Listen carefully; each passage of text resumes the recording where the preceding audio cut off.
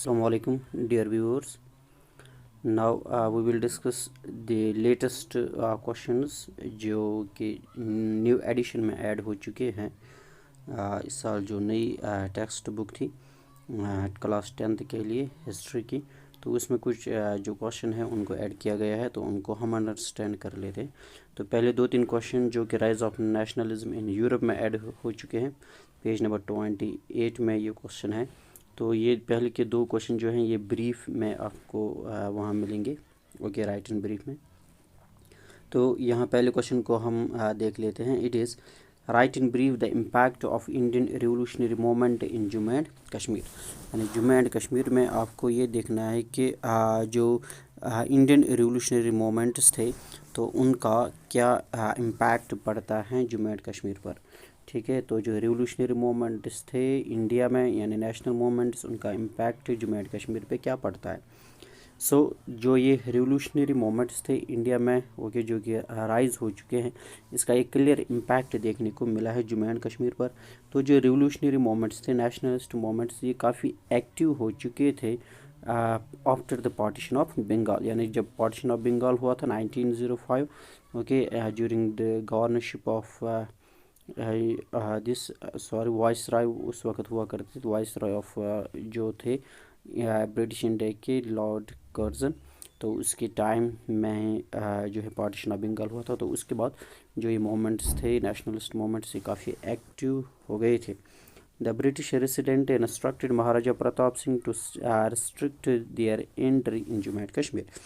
यानी उस वक्त जो ब्रिटिश थी उन्होंने राजा ऑफ जम्मू एंड कश्मीर को बताया, जो महाराजा प्रताप सिंह थे, कि इस तरह के जो ये मोमेंट्स हैं, इस तरह के जो रिवोल्यूशनरी आइडियाज़ हैं, ये जम्मू एंड कश्मीर में नहीं पहुंचने चाहिए। तो इनको रिस्ट्रिक्ट किया जाए, अगर कहीं पर भी आपको लगे तो इनको सप्रेस किया जाए।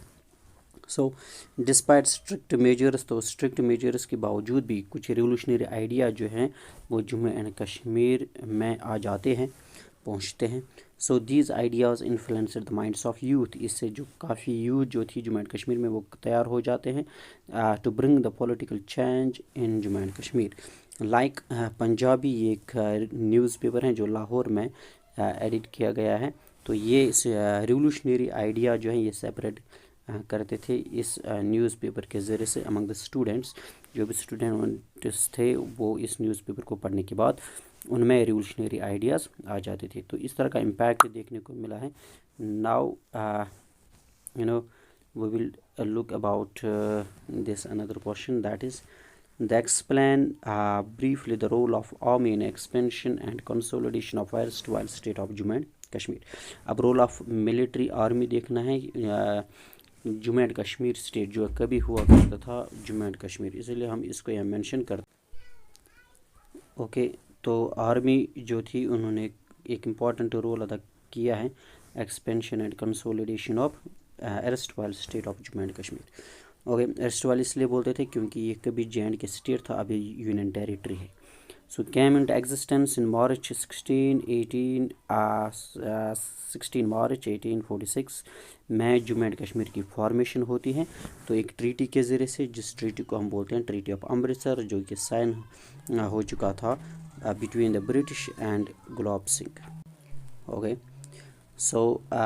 Now it is the treaty. इस ट्रीटी के ज़रिए से जम्मू एंड कश्मीर की फॉर्मेशन होती है। गुलाब सिंह और ब्रिटिश के पहले तो सिक्स और ब्रिटिश गवर्नमेंट के दरमियान ये ट्रीटी हो चुकी थी। Okay, treaty of Amritsar.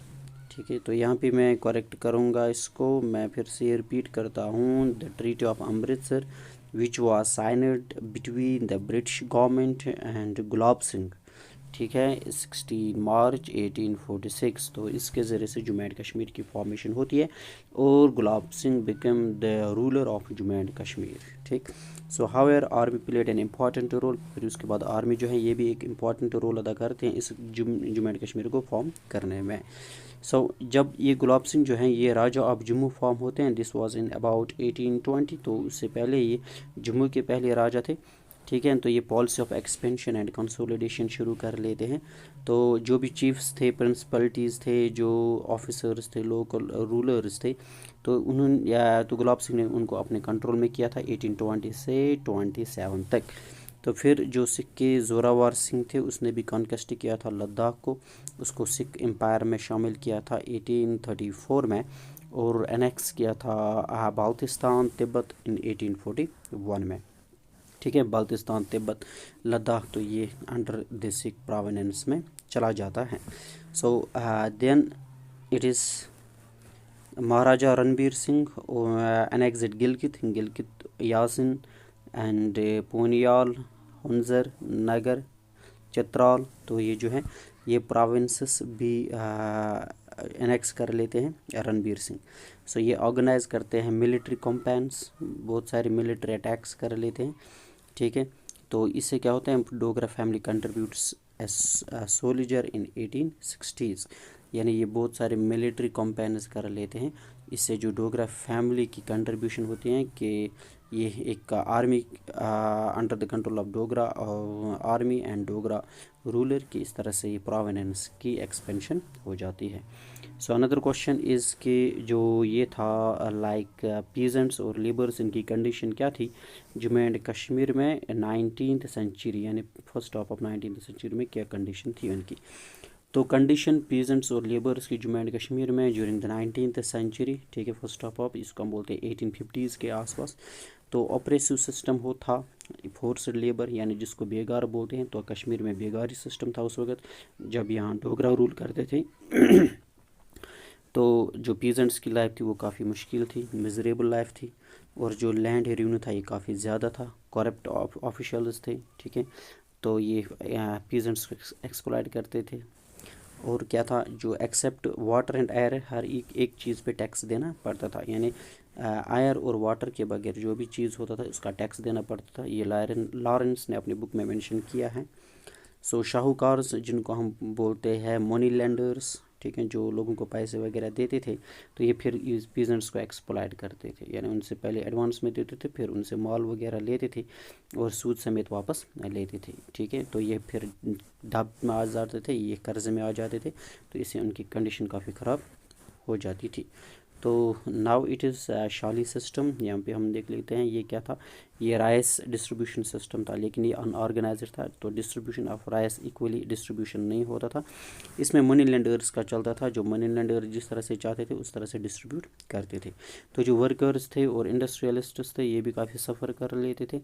और every production was a state monopoly, जो भी प्रोडक्शन था उस पर स्टेट का राइट था। ठीक है, जिस तरह से स्टेट डिमांड करेगी चाहेगी डिस्ट्रीब्यूशन उसी तरह होता था। सो जो लेबर्स थे उनको कम वेजेस दिए जाते थे और उनको काफ़ी टैक्सेस देने पड़ते थे। और वर्कर जो हैं शॉल इंडस्ट्री में जो काम करते थे उनको उन्होंने रिवोल्ट किया, क्योंकि जो वो प्रोडक्शन करते थे उनका उस चीज़ का सही दाम नहीं मिलता था। और दूसरी बात, जो वर्कर्स वहाँ होते थे उनको लेबर के लिए लिया जाता था, फोर्स्ड लेबर के लिए, तो वो काम नहीं कर पाते थे, इसलिए उन्होंने रिवोल्ट किया। तो इससे जो शॉल बफ्स थे जहाँ पे शॉल बनाए जाते थे उन्होंने माइग्रेशन की पंजाब की तरफ, और जिससे शॉल इंडस्ट्री डिक्लाइन होगी रीजन में। So this was the condition. और ये जो दो तीन क्वेश्चन हैं ये ऐड हो चुके हैं नई टेक्स्ट में, तो इसको आप अच्छी तरह से समझ लेना। Thank you.